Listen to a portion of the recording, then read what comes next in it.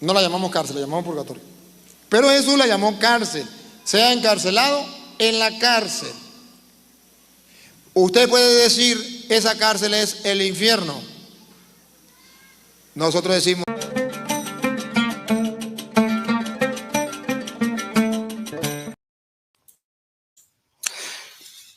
La palabra purgatorio viene del término purgar, que significa pagar. En pocas palabras, el purgatorio se supone que es un lugar, o por lo menos esa era la versión original de la Iglesia Católica, un lugar donde nosotros íbamos después de la muerte para pagar por todos nuestros pecados, por supuesto, pecados veniales, pecados que no eran de muerte, porque si pues eran pecados de muerte, pues al infierno. Eso es una invención de la Iglesia Católica que tiene un origen completamente pagano, lo vamos a demostrar, tiene un origen completamente pagano y nada tiene que ver con los apóstoles. O sea, ningún apóstol de Cristo enseñó acerca del purgatorio, ninguno. Ninguno. Jesucristo tampoco enseñó que después de la muerte el creyente tenía que ir a purgar para después entrar al cielo. Porque si nadie es perfecto, si todos morimos con pecados, entonces tenemos que ir al purgatorio, dicen ellos. Entonces yo pregunto, ¿para qué sirvió entonces el sacrificio de Jesucristo en la cruz del Calvario? Si todos de todas maneras vamos a morir con pecados, entonces, ¿de qué sirvió el sacrificio de Cristo? Entonces no sirvió para nada, según la Iglesia Católica Romana, conforme a la cosmovisión de la Iglesia Católica Romana, no hubiese servido para nada. Entonces, en primer lugar, significa purgar, es decir, pagar por tus pecados después de la muerte. Este dogma falso fue definido por la Iglesia Católica Romana principalmente en el Concilio de Letrán, ¿ok? Y en el Concilio de Trento.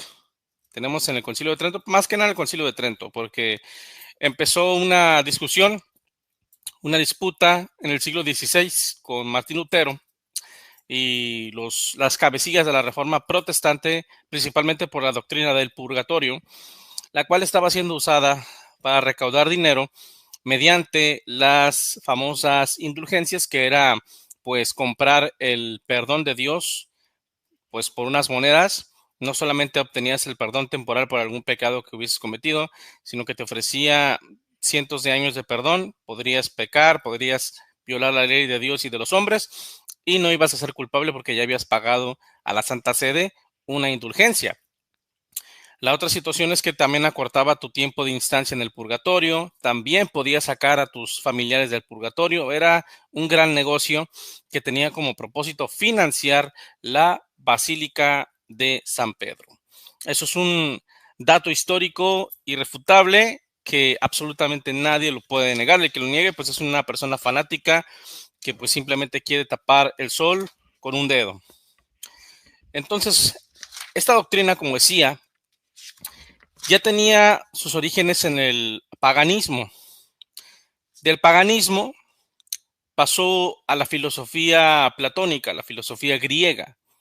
De la filosofía griega pasó a la filosofía greco-latina, que viene siendo el Imperio Romano en su momento, que tomó partes de la filosofía griega y puso sus propios principios filosóficos con grandes pensadores como por ejemplo Marco Aurelio. Entonces, después de esto, nace la Iglesia Católica en el siglo IV con Constantino el Grande y comienzan de manera gradual, a mezclar paganismo con cristianismo, a hacer una mezcla, a hacer una síntesis, ¿cómo se dice?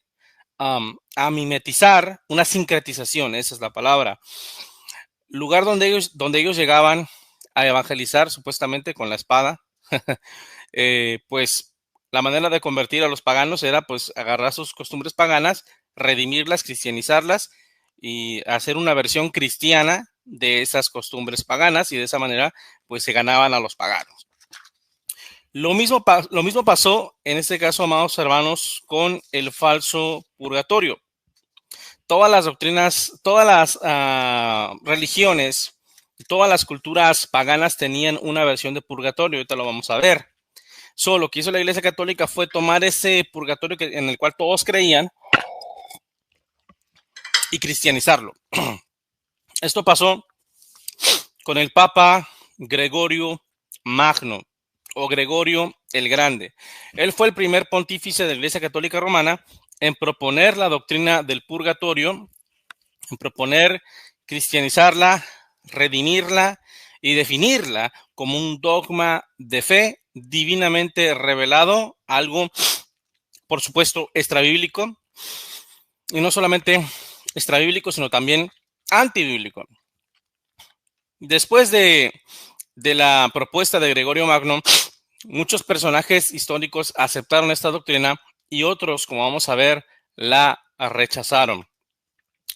Pero no fue hasta el siglo XVI, en plena reforma protestante, que se celebra el Concilio de Trento, que fue la contrarreforma y la respuesta de la Iglesia Católica Romana a la reforma de Martín Lutero.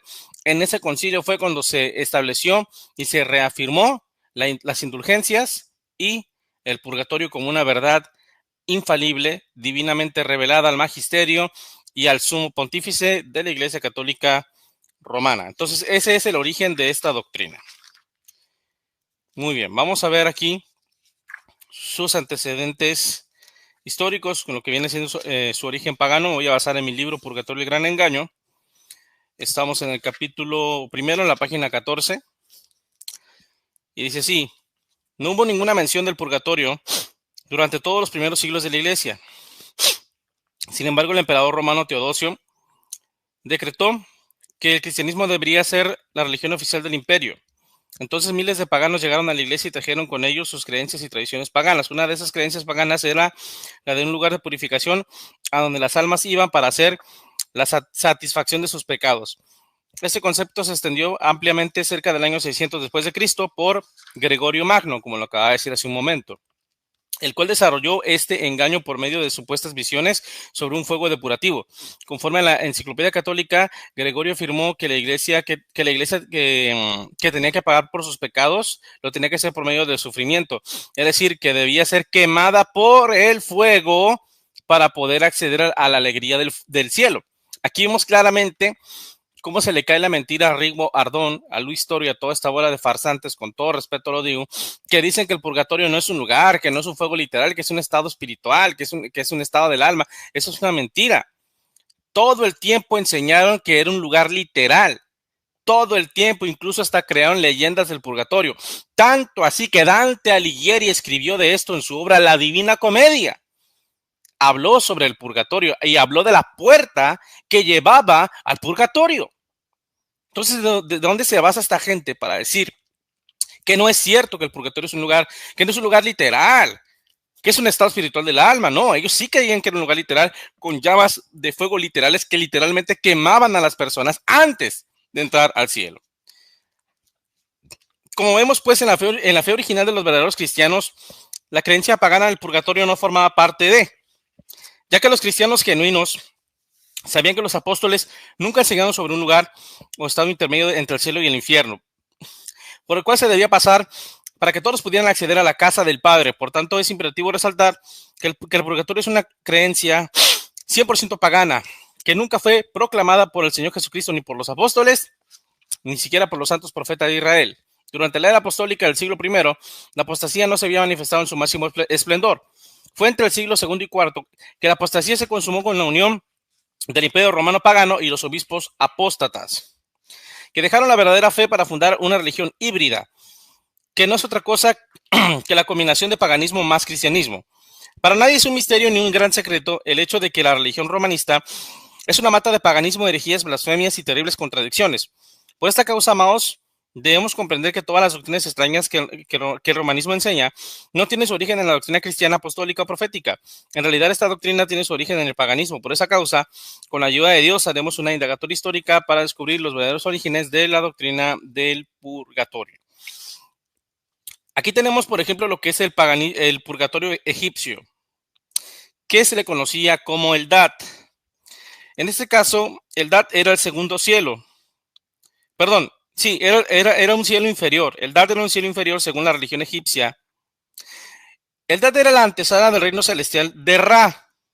Para poder entrar al reino celestial de Ra, primero era necesario pasar por el Dat, que se supone que era un lugar donde las almas iban a purificarse, aquellas que no estaban completamente purificadas y necesitaban una purificación final. Es exactamente lo que enseña el purgatorio de la Iglesia Católica. ¿Les suena familiar esto? Esto es exactamente lo mismo que enseña el romanismo. Es increíble ver las coincidencias entre la doctrina del purgatorio egipcio con la doctrina de Gregorio el Grande. No cabe duda que Roma cristianizó una creencia pagana con el propósito de congraciarse con los conversos provenientes del paganismo.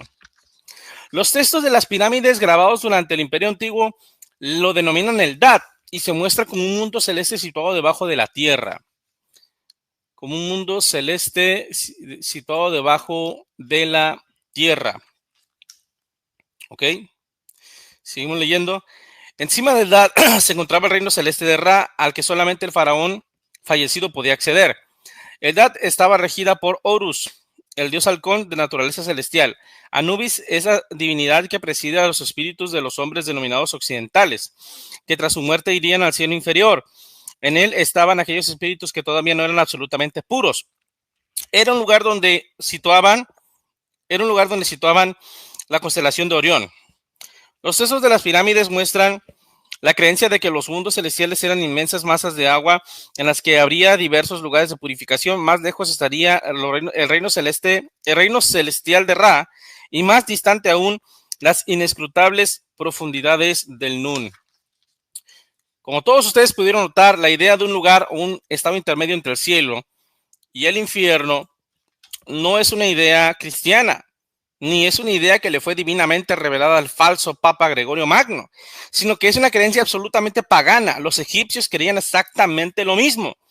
Nadie podía acceder al reino celeste de Ra sin que antes pasara por el Dat, un segundo cielo inferior de purificación de pecados. El concepto egipcio de vida eterna se consideraba a menudo como renacido indefinidamente. Por lo tanto, las almas que habían vivido su vida con virtud fueron guiadas para nacer de nuevo. Para lograr el ideal de la vida después de la muerte se debían realizar muchas prácticas durante la vida.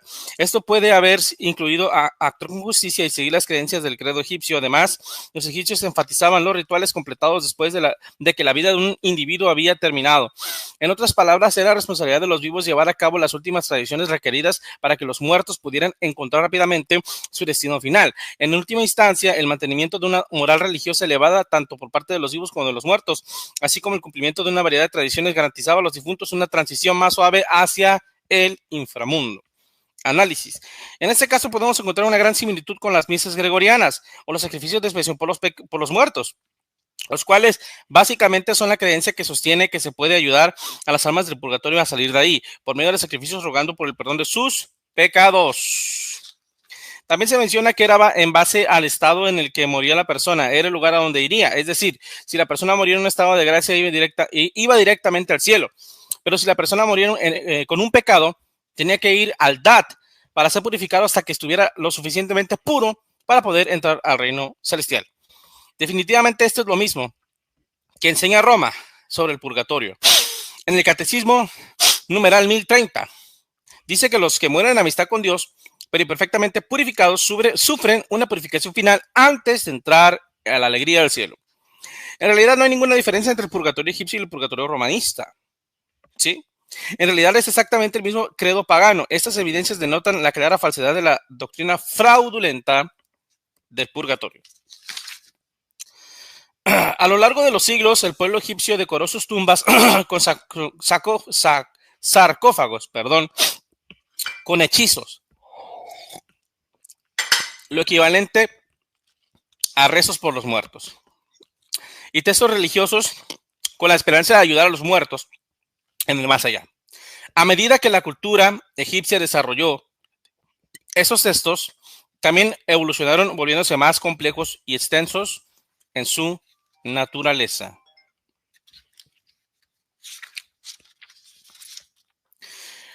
Los textos de las pirámides fueron los primeros hechizos religiosos que se grabaron en las paredes de las pirámides reales del antiguo Egipto. A partir del periodo del antiguo reino, estos textos fueron utilizados exclusivamente por los faraones egipcios para decorar a las reinas egipcias y los altos funcionarios del gobierno. ¿Ok?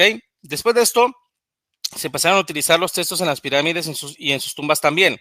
El propósito de estos textos era ayudar al faraón a completar con éxito su viaje a través del más allá, transmitiendo el conocimiento del difunto sobre los caminos que debía tomar y los peligros que podía enfrentarse en el camino. Todo este tipo de costumbres, ¿cómo le podemos decir? Estas evidencias históricas, arqueológicas demuestran que la idea del purgatorio es completamente pagana, amigos, que no tiene nada que ver con la Biblia, que no tiene nada que ver con los apóstoles, que no tiene nada que ver con Jesucristo. Estamos viendo claramente cómo ya existían incluso rezos y letanías que fueron encontradas en tumbas, que fueron encontradas en sarcófagos, en pirámides, en donde los egipcios oraban por los muertos para que sus divinidades, sus dioses, los sacaran del Dat y lograran entrar al reino celeste de Ra. Es exactamente lo que pasa con el purgatorio. Tenemos a nuestros amados amigos católicos pidiéndole al cura que haga misas gregorianas. Los tenemos haciendo letanías, los tenemos haciendo misas gregorianas, los tenemos haciendo novenarios y rezos y rosarios para que sus familiares salgan del purgatorio. Eso es paganismo, nada tiene que ver con Jesucristo. Y por tanto, una iglesia que dice que eso es doctrina del Espíritu Santo, sabiendo que es pagano, no puede ser la iglesia de Dios, sino más bien una iglesia falsa.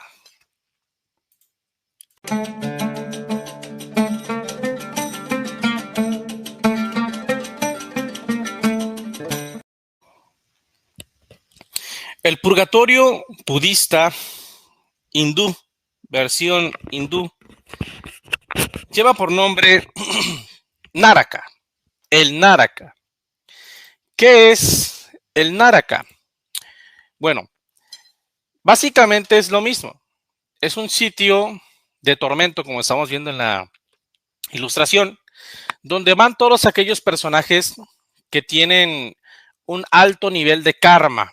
Es decir, cometieron muchos ilícitos, cometieron muchos pecados, muchas acciones incorrectas, y debido a estas acciones incorrectas fueron elevando poco a poco un nivel de karma. Y gracias a ese nivel de karma, pues se vieron obligados o se verán obligados después de la muerte a ir al Nāraka a pagar por sus pecados en este lugar de tormento, y de acuerdo al nivel de karma es el tiempo que van a estar en el Nāraka. Nāraka se traduce generalmente al español como purgatorio. Los Nārakas de la religión budista están estrechamente relacionados con Diyu, el infierno de la mitología china, aunque en realidad es un purgatorio. Un Nāraka difiere de los infiernos de la tradición occidental en dos aspectos. Primero, que los seres no son enviados al Nāraka como resultado de un juicio divino, con su correspondiente castigo. Segundo, la estancia en el Nāraka no es eterna, aunque suele ser muy larga. ¿Le suena familiar esto? Esto es exactamente lo que dice la Iglesia Católica, que el purgatorio no es un infierno, que el purgatorio no es eterno y que el purgatorio no es un juicio, que la gente no está siendo enviada al castigo eterno, sino que lo están enviando a un fuego de amor y de misericordia para ser purificados antes de entrar al cielo. Eso es paganismo al 100%. Al 100%. Según el budismo, un ser en un Nāraka es un resultado directo de su karma previo y reside en él por un tiempo determinado. Es decir, es una estancia temporal hasta que su karma haya alcanzado su final purificación. Ok, seguimos leyendo. Vamos a ver.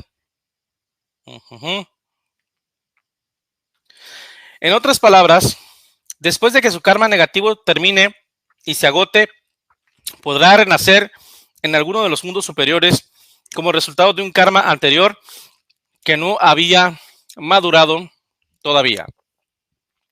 Las descripciones de Nāraka pueden ser parecidas en las diferentes fuentes budistas de comentarios y literatura popular, funcionalmente en forma de advertencia del destino que le podría deparar a los malvados y un aliciente para llevar a una vida virtuosa. El Sutra Mahayana del Bodhisattva Kishiharva Shinjan Oshiso describe gráficamente el sufrimiento en el reino del Náraka y explica cómo la gente puede transferir sus méritos para poder aliviar el sufrimiento de los seres que se encuentran en el Náraka. Es decir, que los vivos pueden hacer obras de justicia para ayudar a los muertos, para que se acorte su tiempo de instancia en el purgatorio budista. Es exactamente lo mismo que pasa con el purgatorio, con las misas gregorianas, con los novenarios y con las ofrendas o limosnas por las ánimas del purgatorio. Exactamente lo mismo. Pueden hacer obras de justicia, pueden hacer donaciones, pueden hacer letanías, pueden hacer misas para sacarlos del purgatorio. Eso es completamente antibíblico. La Biblia dice que en el caso de los justos, dice que son bienaventurados aquellos que mueren en el Señor, porque descansarán de todas sus obras, porque sus trabajos, sus obras se van con ellos. Ya no pueden hacer nada por los que están en la tierra, y los que están en la tierra no pueden hacer nada por los que están en el cielo. Perdón, los que están, sí, en el cielo si son salvos, o en el infierno si son perdidos, ¿verdad? Entonces, la Biblia no apoya estas doctrinas. Muy bien. Ok, nosotros podríamos seguir, amados hermanos y queridos amigos, hablándoles de otros ejemplos, hablando de lo que es por ejemplo, los zoroastras, que también tienen su purgatorio, los filósofos griegos, que también tenían una especie de purgatorio, de los chinos, que también tienen, en sus religiones antiguas también tenían purgatorios. En todas las civilizaciones de la tierra, en todas las religiones de la tierra, cada quien tenía su propia versión de purgatorio. En los dos videos pasados estuvimos desahogando pruebas en contra de esta doctrina, pruebas bíblicas. En este video vamos a desarrollar pruebas históricas. Ya hablamos de su origen pagano, ahora vamos a ver cómo muchos cristianos primitivos, creyentes apostólicos, padres apostólicos, como se les llama, pues no apoyaron la doctrina del purgatorio. Y después de esto vamos a estar analizando ya en otro video los argumentos que usan lo que es la Iglesia Católica como tal para defender esta doctrina, y los vamos a estar refutando con la ayuda de Dios, con la palabra de Dios, y basándome en este libro, ¿verdad?, que he escrito hace 2 años, llamado Purgatorio, el gran engaño. Muy bien. Vamos a ver lo que dice la Didache sobre ese tema. Dice, sí, hay 2 caminos y hay una gran diferencia entre los dos. Y para eso se basa en Jeremías 2:18 y Mateo capítulo 7, versículo 13 al 14. Como vemos, la Didache no habla de un tercer camino, no habla de un camino intermedio entre el cielo y el infierno, no hace alusión a una purga, no hace alusión a un lugar o a un estado espiritual donde vamos a purgar, donde vamos a pagar antes de entrar al cielo. No habla absolutamente nada que siquiera se parezca a eso. Clemente a los Corintios, primera carta.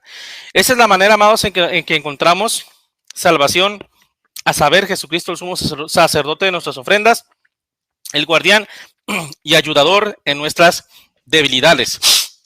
Fijemos nuestra mirada por medio de él en las alturas de los cielos. Clemente hace énfasis en que nuestro mediador y acceso al cielo es Cristo. También recalca que en Cristo descansa el perdón de nuestros pecados. Como vemos, Clemente contradice la doctrina del purgatorio, ya que no menciona algún estado intermedio de purga para lograr acceder a Dios. Esto contradice la doctrina antes mencionada. Segunda declaración histórica de Clemente. Por tanto, intercedamos por aquellos que están en alguna transgresión. Está hablando de gente viva, no de gente muerta, ¿verdad? Para que se les conceda mansedumbre y humildad, de modo que se sometan no ante nosotros, sino a la voluntad de Dios. Clemente hace alusión a una intercesión vivo por vivo. Es decir, su declaración no apoya una intercesión por los muertos, lo cual también contradice la doctrina que estamos analizando. Segunda carta de Clemente a los Corintios. Y sabéis, hermanos, que la estancia en esta carne, en este mundo despreciable, dura poco.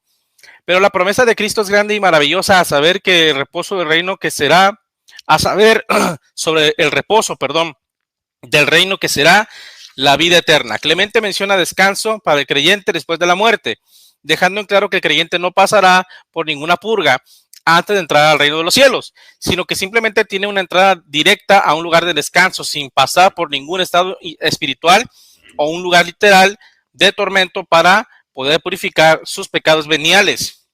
Desde luego esto es una bofetada en contra de la apologética romana, porque ahora ella debe refutar a Clemente. Finalmente llama la atención la razón por la cual Clemente no mencionó algo referente a la doctrina del purgatorio en sus cartas a los Corintios. Por ejemplo, ¿por qué no afirmó que supuestamente el apóstol Pablo enseñó a favor del purgatorio en 1 Corintios 3:15? ¿No es raro? Estas son evidencias lógicas históricas que demuestran que Clemente no tenía conocimiento sobre la doctrina del purgatorio. Es decir, la doctrina del purgatorio no se había impuesto todavía en estos años tempranos en la iglesia primitiva. Clemente a los Corintios, siglo I, siglo II, dice así: en tanto que estamos en la tierra, pues arrepintámonos de nuestros pecados, porque somos arcilla en la mano del artesano, pues de la misma manera que el alfarero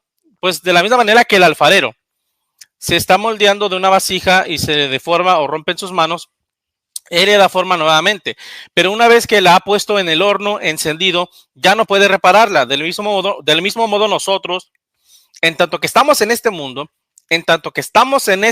pon atención, arrepintámonos de todo con nuestro corazón de las cosas malas que hemos hecho en la carne, para que podamos ser salvados por el Señor en tanto que hay oportunidad para el arrepentimiento. Porque una vez que hemos partido de este mundo, ya no podemos hacer confesión ahí, ni tampoco arrepentirnos. Por lo tanto, hermanos, si hemos hecho la voluntad del Padre y hemos mantenido pura la carne y hemos guardado los mandamientos del Señor, recibiremos la vida eterna. ¿Ok? Clemente confirma con sus palabras lo que enseña la palabra de Dios, que el arrepentimiento es en la vida y que después de la muerte no hay remisión de pecados, no hay perdón, no hay purificación de pecados, y esto refuta la doctrina del purgatorio, porque si ya no hay remisión de pecados después de la muerte, entonces no puede haber purificación final, y como consecuencia no puede existir un purgatorio. ¿Por qué? Porque no hay perdón de pecados veniales ni mortales después de la muerte. Simplemente no existe, mis queridos amigos. Policarpo de Esmirna: si pues rogamos al Señor que nos perdone, nosotros deberíamos también perdonar, porque estamos delante de los ojos de nuestro Señor y Dios, y todos hemos de presentarnos ante Él en su trono de juicio, en el trono de Cristo, y cada uno tendrá que dar cuenta de sí. Romanos 14:10, 2 Corintios 5:9 al 10. Policarpo nunca enseñó la falsa doctrina del purgatorio. Policarpo no sabía nada acerca del purgatorio. La doctrina del purgatorio pagano sincretizado con el cristianismo todavía no se hacía presente en los primeros años de la iglesia primitiva. Esto demuestra que esta doctrina no tiene sustento histórico en el verdadero cristianismo. Ignacio de Antioquía, carta a los romanos: así que cuando pase a dormir, no seré una carga para nadie. Entonces seré verdaderamente un discípulo de Jesucristo. Cuando el mundo ya no pueda ver mi cuerpo, con todo cuanto sufra, entonces seré un hombre libre de Jesucristo. Rogad al Señor por mí, para que por medio de estos instrumentos pueda ser hallado un sacrificio para Dios. No os mando nada, perdón. Cosa que hicieron Pedro y Pablo. Ellos eran apóstoles, yo soy un reo. Ellos eran libres, pero yo soy un esclavo. En este mismo momento, con todo cuanto sufra, entonces seré un hombre libre en el Señor y seré levantado libre en Él. Ahora estoy aprendiendo de mis cadenas a descartar toda clase de deseo. Análisis. Claramente Ignacio de Antioquía afirmó que su sufrimiento sería en vid, es decir, en la vida. En este caso, durante su martirio y sacrificio en el Coliseo romano, él sufriría, pero después entraría al cielo. El pastor Ignacio sostuvo con plena seguridad que después de su muerte ya no sufriría más, sino que más bien sería trasladado directamente a la presencia de nuestro Señor Jesucristo.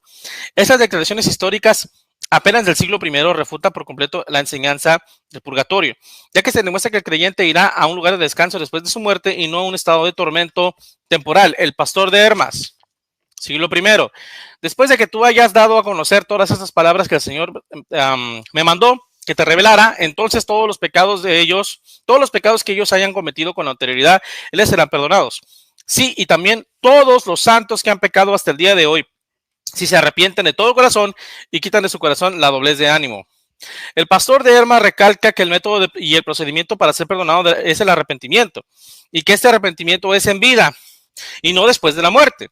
Por tanto, queda refutada la creencia del purgatorio, la cual sostiene que después de la muerte hay perdón de pecados. Ireneo de Lyon, contra los herejes, libro 4, tema: el hombre cambia, Dios no cambia. Cito: cuando el ser humano es agradecido con aquel que lo creó, se convierte en recipiente de su bondad, en instrumento de su gloria. De igual modo, el ingrato que desprecia a aquel que lo plasmó y no se sujeta a su palabra, se convierte en recipiente de su juicio. Pues el mismo Señor prometió dar más a quien siempre da fruto y multiplica el dinero de su Señor. Siervo bueno y fiel. Puesto que fuiste fiel en lo poco, te constituiré sobre lo mucho. Entra en el gozo de tu Señor. Ireneo de Lyon deja claro en su carta que solo hay dos destinos para el hombre. Uno es la vida eterna y otro es la condenación. También demuestra que para los hijos de Dios no habrá condenación ni un tormento temporal, sino que en realidad lo que obtendrá el creyente es la entrada directa a la santa casa del Padre, y eso refuta la doctrina que estamos tocando en este video. Epístola de Bernabé. Esta epístola es una obra cristiana primitiva escrita en griego, producida probablemente entre finales del siglo I y el siglo II. Los padres de la iglesia primitiva reconocieron su utilidad, incluso cuando reconocieron que no estaba divinamente inspirada. De Epístola de Bernabé, tema: la gracia de la redención. Capítulo 5, fracción primera, dice así: porque el Señor soportó entregar su carne a la destrucción a fin de que fuéramos nosotros purificados por la remisión de nuestros pecados, lo que se nos concede por la expresión de su sangre. Acerca de esto, efectivamente está escrito, parte que se refiere a Israel para nosotros, parte que se refiere a Israel, parte a nosotros, y dice así: fue herido por nuestras iniquidades y debilitado por nuestros pecados. Con su llaga fuimos nosotros sanados. Fue conducido como oveja al matadero, y como cordero estuvo mudo delante del que la trasquila. La epístola de Bernabé hace énfasis en que ya estamos purificados de nuestros pecados por el sacrificio de Cristo. Esto refuta la doctrina del purgatorio, ya que da testimonio histórico de que los creyentes primitivos no creyeron la doctrina del purgatorio, la cual enseña que no estamos completamente purificados y que por esa razón necesitamos pasar por una purificación final después de la muerte. Epístola de Bernabé, el juicio de Dios para el hombre. El Señor juzgará al mundo sin excepción de personas. Cada uno recibirá conforme obró. Si el hombre fue bueno, su justicia marchará delante de él. Si fuere malvado, la paga de su maldad irá también delante de él. Recordémoslo, no sea que echándonos a descansar, como llamados nos durmamos en nuestros pecados, y el príncipe malo, tomando el poder sobre nosotros, nos empuje lejos del reino del Señor. La epístola de Bernabé refuerza la idea de que después de la muerte ya no hay perdón de pecados, sino que más bien lo que hay es juicio, ya que se hace hincapié en que Dios juzgará a los hombres según sus obras. Esto demuestra que es a los hombres, según sus obras, el juicio que tendrán, y no habrá perdón de pecados en un lugar intermedio entre el cielo y el infierno llamado purgatorio. Conclusión final: todos los creyentes primitivos que analizamos estaban en contra de los principios doctrinales, o por lo menos sus declaraciones eran contrarias al purgatorio, y claramente no tenían idea de esta doctrina. O sea, no estaba ni siquiera en sus mentes, lo cual demuestra que la teoría de un purgatorio no tiene sustento ni en la Biblia ni en la historia del cristianismo durante los primeros siglos de esta fe. Bueno, hasta aquí este video. Vamos a estar desarrollando un último video, yo creo que probablemente, no lo sé, en estos días, puede ser hoy, puede ser mañana, con la refutación de los principales argumentos que usan los católicos para defender esta doctrina. Te recomiendo ampliamente mi libro Purgatorio, el gran engaño. Lo puedes encontrar en Amazon. Voy a dejarte mi contacto en la descripción de este video por si quieres leerlo gratuitamente en formato PDF. Solamente pues contáctame y yo te lo hago llegar. Recuerda que el Señor Jesucristo pronto viene por su pueblo. Maranata, Cristo viene, sí, amén. Ven, Señor Jesús. Que Dios bendiga a todos mis hermanos.